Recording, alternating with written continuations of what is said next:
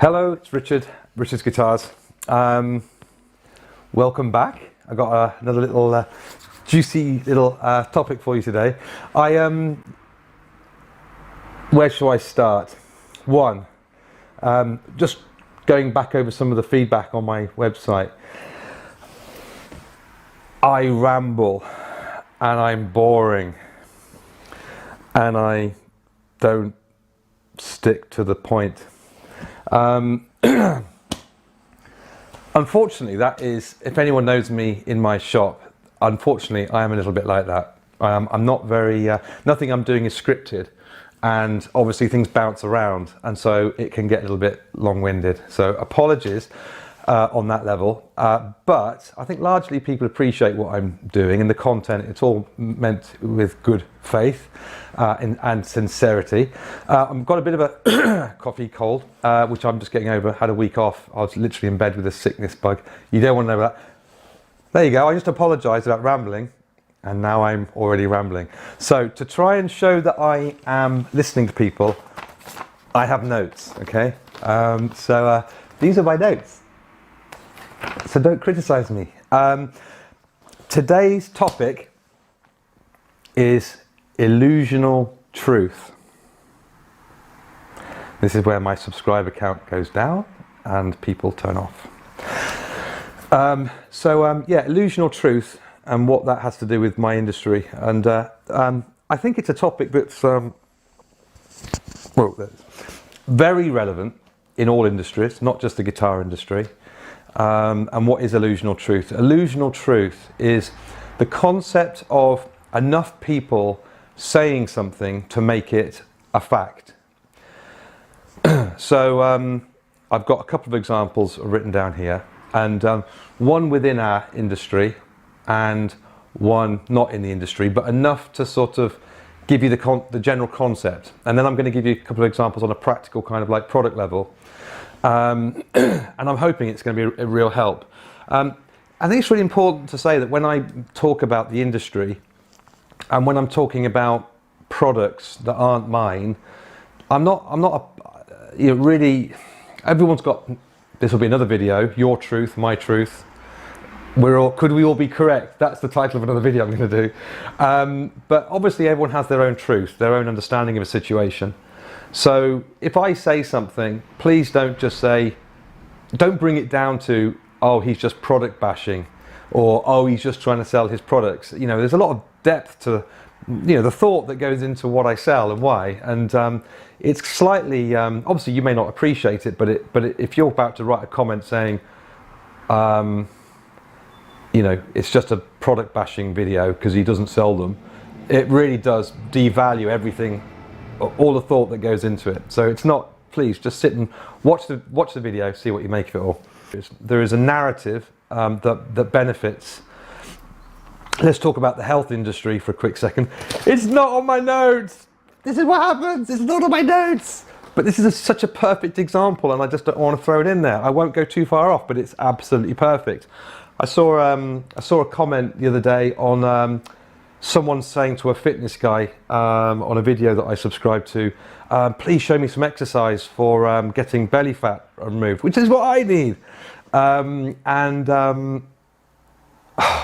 You know, it kills me. I'm like, what the hell? And this guy replies to him, yeah, I can do that for you. And I'm like, oh. And there's all these thumbs up because this is a really popular YouTuber who does all these videos and he's really popular. And I'm like, and he's just feeding them basically lies, because you know this guy knows the truth. You know he knows the reality, which is you cannot do fat reduction on a localized level. It's impossible. It's a myth.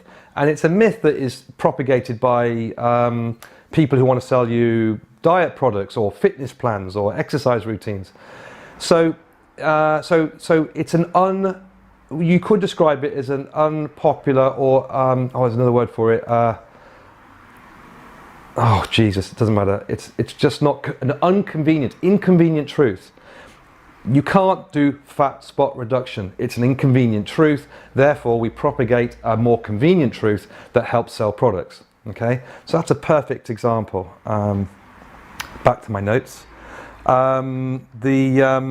Got people looking through the window. I'm going to pretend I haven't seen them. They've gone now. Okay. It's another example. We're getting back into our industry now. Okay. I saw a video about an acoustic, two Gibson acoustic guitars. It's on a very popular channel. Many more subscribers than I have. And I noticed that the video had been seen nearly 400,000 times. Many people appreciated the video, and it was perceived to be a really, insightful video.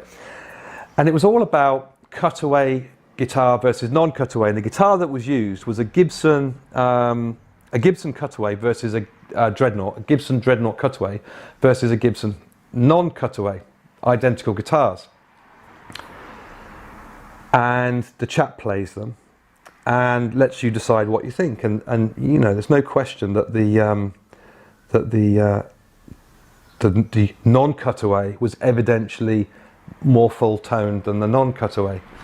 So obviously, from that point of view, if you propagate that message to 400,000 people, the result that you're going to get from that is 400,000 people thinking that there is a clear difference between a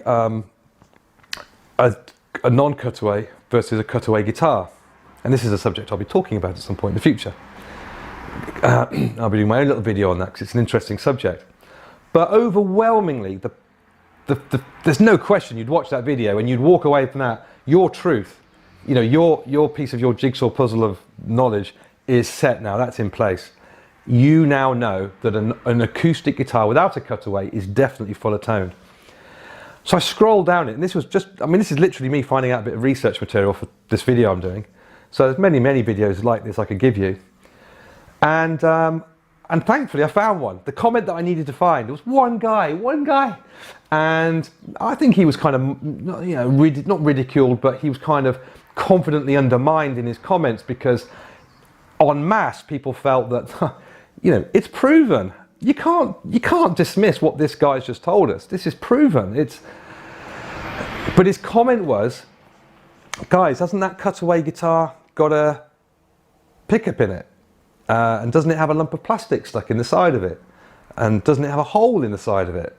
And comments he didn't mention were, doesn't it have a strip of material stuck between the bridge and the saddle? Which is absolutely imperative. You need that contact to be totally flat, totally rigid. You don't want anything stuck, but you don't want an outside material, whatever the word is, an external bit of material stuck in there, because that also destroys the tone. So you've got a whole range of factors that are influencing the tone of that guitar. Not just the fact it's a cutaway, but it's got a hole in the side of it. It's got cables inside of it. It's got a battery stuck inside it. It's got a jack socket inside it. So it's not so, all of a sudden that truth, that illusional truth, the illusion that this is an absolute fact is no longer quite so clear. But the damage is done, if you like. The power of mass kind of affirmation has done its job. Cutaway is not so full toned as a thing. So my argument there would be, please just don't. That's another video I'm going to do. So I'm not going to get into detail on that one because that's going to be a really interesting video. I'm going to try and not disprove or prove. I'm going to be fascinated to do a little thing of my own on that one because obviously I have my own views on it. So now I'm going to get to the actual product. If you could argue this is the essence of the video and what inspired me to come in today to do the video. Oh, I've got hair in my eye. Today somebody said to me, they're asking my opinions of Dreadnought acoustics, electroacoustic Dreadnought guitar.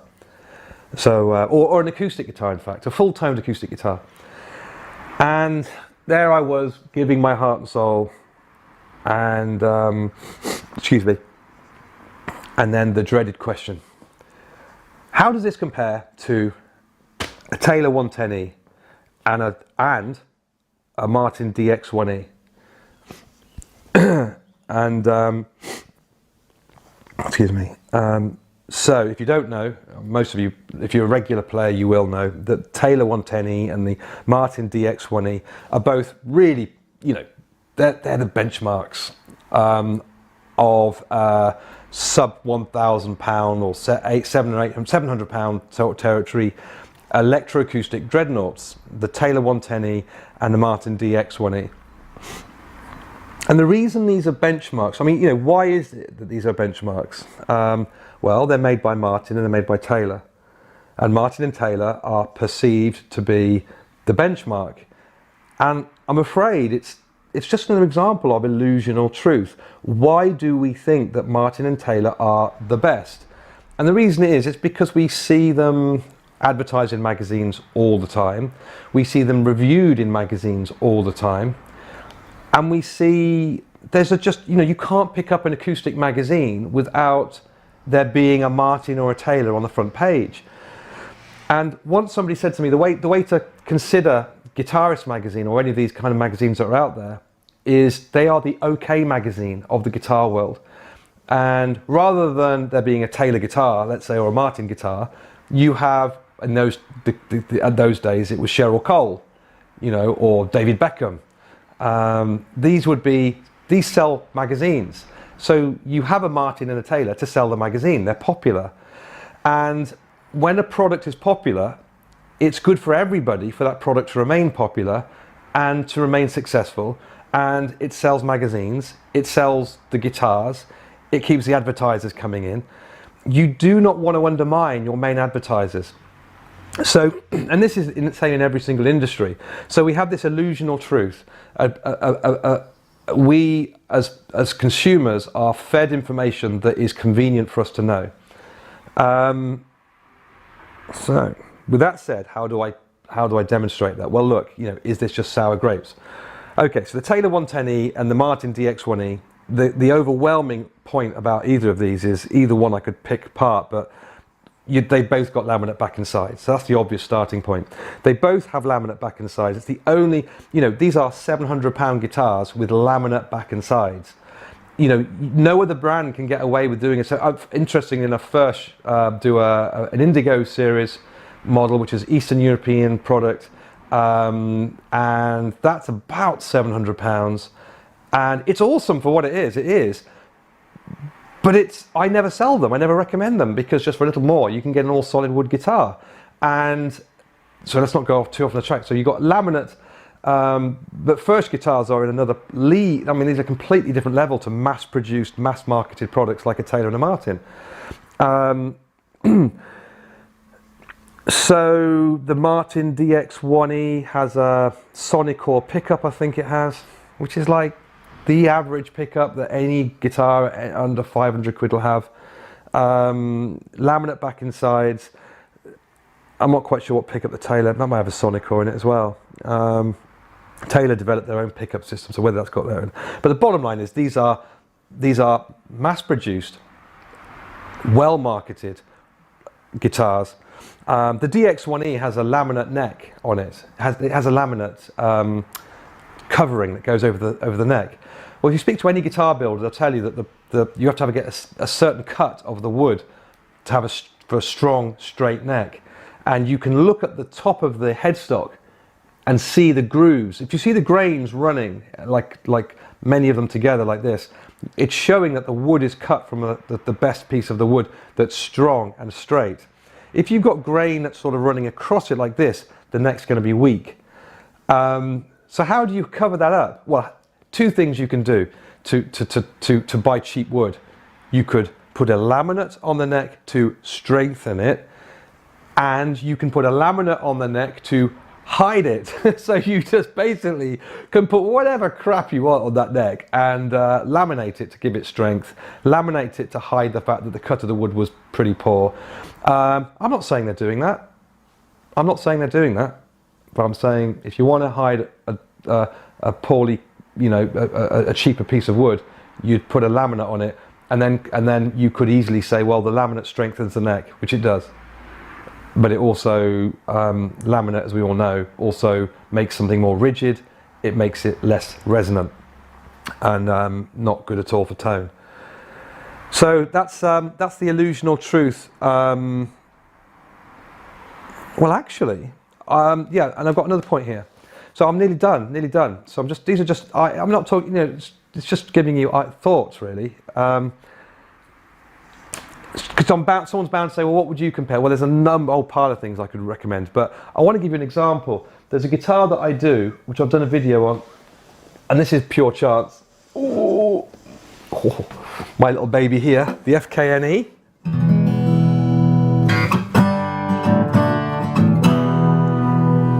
FKNE.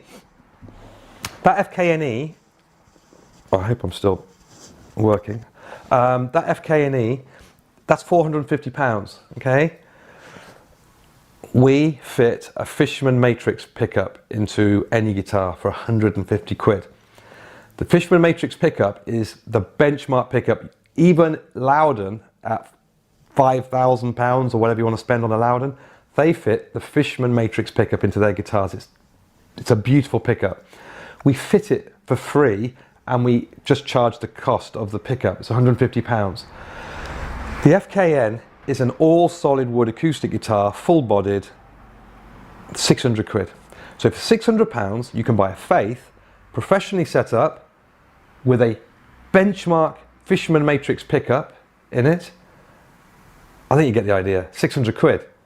So when someone comes to me and says, oh, how does it compare to a laminate back and side guitar with a laminated neck and the cheapest pickup Fishman do? I'm like, well, pretty well. It's like, what? So that gives you an idea. I just wanted to let you know about that as well. So that's the illusional truth. That's one thing on illusion. Think about what people are telling you. Think about the motives of why people tell you. And don't always join the crowd. The crowd aren't always right. And it could be just that they are all suffering illusional truth. Okay, so that's it. Thanks very much. I hope that's okay and you don't think I'm too mad. Okay, bye. See you soon. Bye.